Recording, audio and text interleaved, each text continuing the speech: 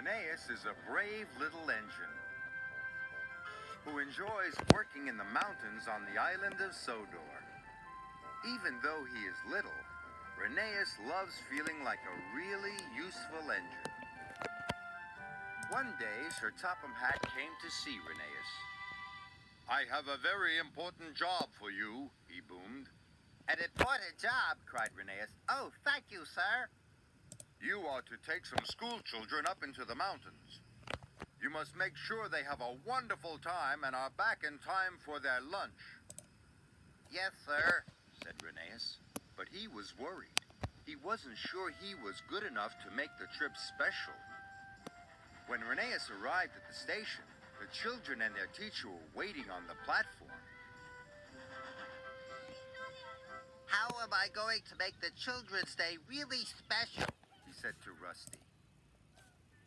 "You know the mountains better than any engine," said Rusty. But Rheneas wasn't sure his best would be exciting enough.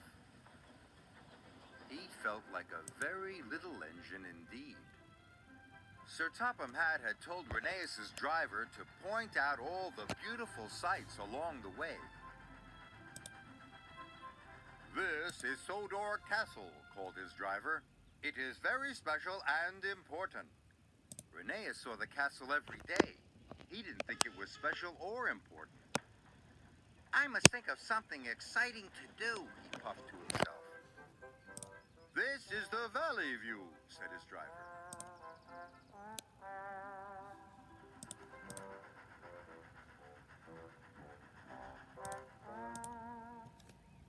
"And here's the viaduct." Rheneas was still unhappy. The trip didn't seem wonderful to him at all. Must be special, he puffed. Meanwhile, Rusty was working on the rocky ridgeline. Heavy rains had washed the ground from under the tracks. "These lines are too bumpy and uneven," said the foreman. "The tracks must be closed for repairs."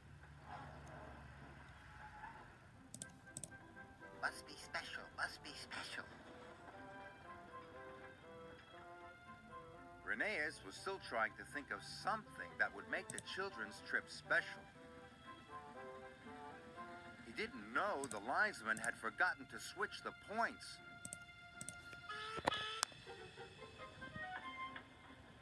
Suddenly, Rheneas was on the wrong track.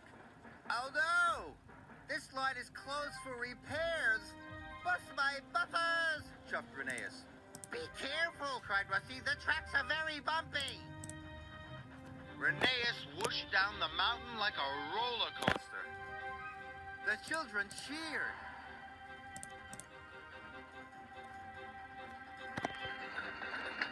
Rheneas puffed up the rocky ridge with all his might. His coach clattered and bumped and bounced along behind. And the children oohed and hawed. Rheneas chuffed and puffed as hard as he could. He steamed across the trestle bridge. He was going so fast the teacher nearly lost her hat. Rheneas splashed under a waterfall. The children laughed happily, and the teacher covered her eyes.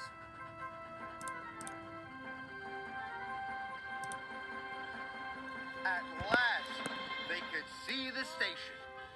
Rheneas was very tired and worried. What would Sir Topham Hatt say?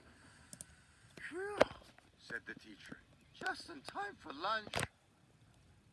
"It was the best school trip ever," cried the children. Sir Topham Hatt wasn't cross with Rheneas. He was happy too. "You gave the children a wonderful trip. You really are a very useful engine." "Oh, thank you, sir," puffed Rheneas proudly. Rheneas didn't feel like a little engine anymore.